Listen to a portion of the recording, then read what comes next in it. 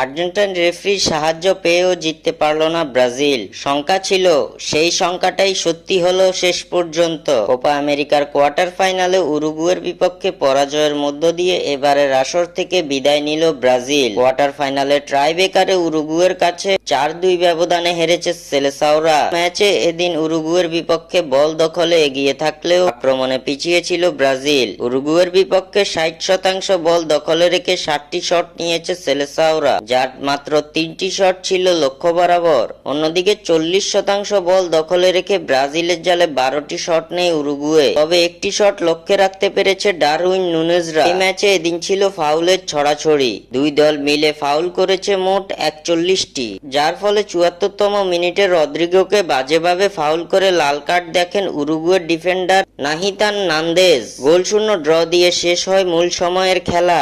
এরপর খেলা গড়ায় ট্রাইবেকারে আরো একবার হতাশা ছড়িয়েছেন গোলরক্ষক অ্যালিসন বেকার। একটি পেনাল্টি শট ঠেকালেও আশানুরূপ সাফল্য এনে দিতে পারেননি বিশ্বসেরা গোলরক্ষকের তকমা পাওয়া অ্যালিসন বেকার। এরপর এডার মিলিতাও ও ডগলাস লুইসের পেনাল্টি মিসে কপাল পুড়ে ব্রাজিলের, যার ফলে ট্রাইবেকারের 4-2 ব্যবধানে হেরে এবারের কোপা আমেরিকার আসর থেকে ছিটকে গেছে ব্রাজিল দল।